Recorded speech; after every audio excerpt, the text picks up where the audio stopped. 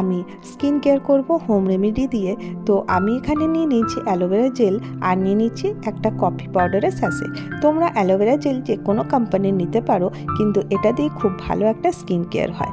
আর coffee তোমরা জানো coffee anti ageing হয়, তো এর জন্য স্কিনের জন্য খুব কিন্তু ব্রাইট আর ক্লিয়ার করে স্কিনটাকে। তো এখন পুজো এসে গেছে, তো আমাদের এমনিতেও কিন্তু স্কিনটা কেয়ার করা খুব দরকার। একটা ব্রাশের সাহায্যে আমি পুরো ফেসে এটা অ্যাপ্লাই করে নিলাম। দেখো পুরো ফেসে লাগিয়ে নিয়েছি। লাগিয়ে নেওয়ার পরে এটা 10 মিনিট পর্যন্ত আমি এটা রেখে দেবো। দেখো 10 মিনিট পর আবার চলে এসেছি, স্কিনটা কিন্তু ড্রাই হয়ে গেছে। এরপরে আমি এটাকে ঠান্ডা জল দিয়ে ভালো করে ওয়াশ করে নিলাম। দেখো আমার হাতে কিন্তু কিছু লেগে নেই, আর এটা কিন্তু আমি খুব সহজেই করে নিচ্ছি। আর এমনি ক্লিয়ার স্কিন পেতে গেলে তোমরা কিন্তু এটা অ্যাপ্লাই করতে পারো। নেক্সট তোমাদের সাথে শেয়ার করি, এখন শীতকাল আসছে, একটা সমস্যা কিন্তু শুরু হয়ে যায়। এখনই আমার কিন্তু সমস্যাটা শুরু হয়ে গেছে। আওয়াজ থেকে তোমরা বুঝতে পারছো আমার কিন্তু কাশি হচ্ছে, আর শরীরটাও কিন্তু অতটা ভালো নেই। তো সেই জন্য এখন থেকেই কিন্তু আমি একটু গরম জল করে নিচ্ছি, নিয়ে কিন্তু বাসনগুলো মেজে নেব। তাতে কি করে কি হবে, তো বাসনগুলো খুব তাড়াতাড়ি পরিষ্কার হবে, আর হাতটাও একটু ঠান্ডার থেকে রক্ষা পাবে। তো দেখো এইভাবে আমি বাসনগুলো মেজে নিচ্ছি, এতে তেল তেলে ভাব যেটা আছে ওটা কিন্তু খুব সহজেই সরে যায়। নেক্সট তোমাদের সাথে শেয়ার করি, এই রকমের বোতল এখন তো আমরা ফ্রিজে জল রাখা বন্ধ করে দিলাম। এবারে বোতলগুলো দেখো এইভাবে বাইরেই থাকবে।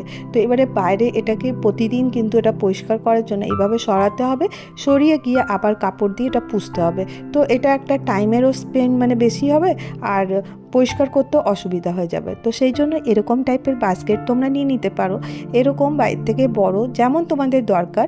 আর ওর মধ্যে আমি বাস্কেটের মধ্যে দেখো জলের বোতলগুলো রেখে নিলাম। এতে কি হবে, যখনই আমাকে এটা পরিষ্কার করতে হবে আমি সরিয়ে কিন্তু কাপড় দিয়ে পুছে নিতে পারবো। এই ছোট ছোট টিপসগুলো কিন্তু এগুলো যদি আমরা ফলো করি, আমাদের লাইফস্টাইলটা কিন্তু খুব সুন্দর হবে। নেক্সট আমি পাউরুটি এনেছিলাম, তো দেখো বেশ 4-5টা পাউরুটি কিন্তু পড়ে রয়েছে। এবার এটাকে ফেলে দেবো কেন?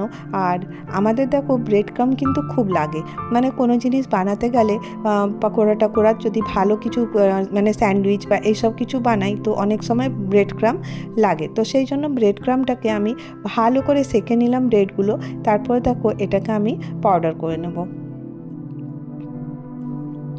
দেখো পাউডার করে নিয়েছি, এটা একটুই হয়েছে, কিন্তু তাও 2-4টে কাটলেট তো হবে বলো, তো কেন ফেলে দেবো? এটাকে আমি এয়ারটাইট ডাব্বায় ভরে কিন্তু এটা রেখে স্টোর করে দেবো। নেক্সট তোমাদের সাথে শেয়ার করি, এই রকমের ম্যাট আজকাল সবার বাড়িতেই আছে। আমার তো এটা ছোট আছে, কিন্তু অনেকের কাছে বিরাট বড় বড় থাকে, আর ওটা পরিষ্কার করা কিন্তু খুব ঝামেলা হয়ে যায়। তোমরা কিন্তু এই শ্যাম্পু দিয়ে এটা পরিষ্কার করে নিতে পারো, কারণ ডিটারজেন্ট দিলে এর যে গ্লেজটা আছে ওটা কিন্তু ধীরে ধীরে নষ্ট হয়ে যাবে।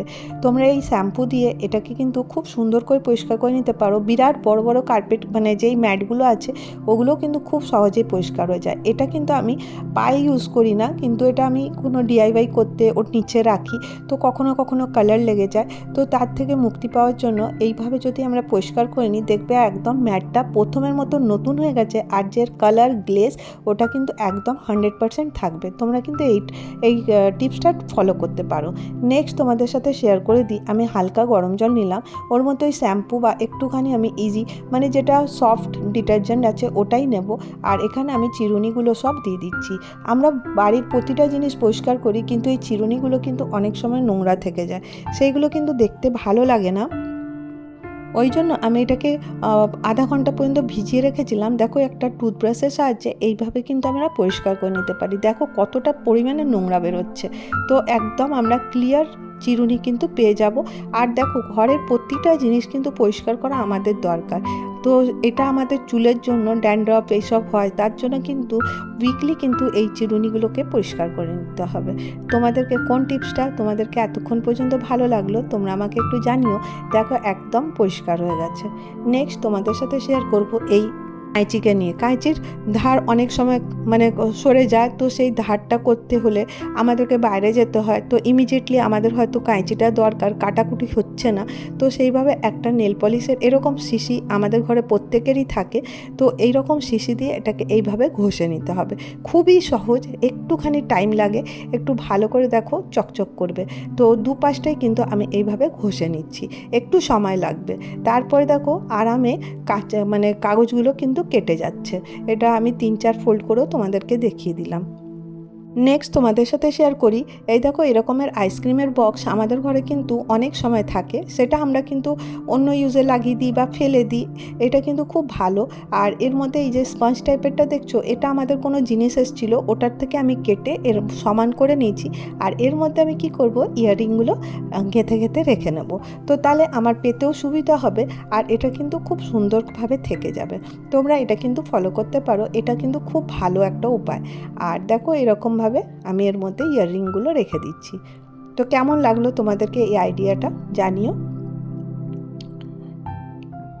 এরপরে দেখো একটা আমি রসুন নিয়ে নিয়েছি। রসুন আমাদের প্রত্যেকের ঘরে থাকে। আর এই যে হেভি ইয়াররিংগুলো পরা হয়, তো তাতে কি হয়, কানে ব্যথা হয় বা চুলকায় বা ফুলে যায়। ওর থেকে রক্ষা পাওয়ার জন্য যখন আমাদের পরতে হবে তার থেকে 1 ঘন্টা আগে কিন্তু আমরা এইভাবে রসুনে গেঁথে দেবো। তোমরা কিন্তু এটা ট্রাই করে দেখতে পারো। রসুনে গেঁথে দেওয়ার পরে এর রসটা এর মধ্যে লেগে যাবে। হ্যাঙ্গিং মালাগুলোও কিন্তু এইভাবে করে নিতে পারো। দেখবে কোথাও এসে যখন আমরা পরে আসি এগুলো, তারপর কিন্তু কানটা প্রচুর ব্যথা করে আর চুলকায়, অ্যালার্জি টাইপের হয়ে যায়।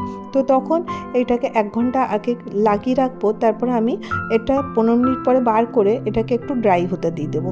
দেখো এটা একদম একটু চিটচিট করছে, এটা কিন্তু শুকনো হয়ে যাওয়ার পরেই কিন্তু আমরা এটা কানে পরে নেব। তো দেখবে কানের ব্যথা বা ফুলে যাওয়া বা চুলকানি ওইগুলো কিন্তু আর হবে না। নেক্সট, এখন তো টমেটোর অনেক পাওয়া যাবে, তো সেই জন্য স্কিন কেয়ারের জন্য টমেটোর কিন্তু খুব একটা ভালো, কারণ এর মধ্যে একটা অ্যাসিড থাকে যেটা কিন্তু আমাদের স্কিনের জন্য খুব দরকার। আর এর মধ্যে আমি চিনিটাকে ডিপ করে নিচ্ছি, নিয়ে দেখো হাতের মধ্যে রাব করে নেব। হাতে, পায়ে, তোমরা যেখানে ইচ্ছাটা লাগাতে পারো। এটা দেখো আমি যেগুলো হোম রেমেডি বলছি এগুলো কিন্তু প্রত্যেকটাই আমরা করতে পারি, এতে কিন্তু আমাদের কোনো স্কিনের ক্ষতি হবে না। এইভাবে আমরা লাগিয়ে নেব। লাগিয়ে এটা 15 থেকে 20 মিনিট রেখে দেবো। আন্ডার আর্মসেও কিন্তু তোমরা এটা অ্যাপ্লাই করতে পারো, তোমরা কিন্তু খুব ভালো ফল পাবে। তো দেখো এরপরে আমি ধুয়ে নিয়েছি। ধুয়ে নেওয়ার পরে হাতটা অনেকটা ক্লিন হয়ে গেছে। দেখো কালো মানুষ ফর্সা হবে না, কিন্তু স্কিনের যে একটা গ্লো থাকে ওটা কিন্তু এসে যাবে।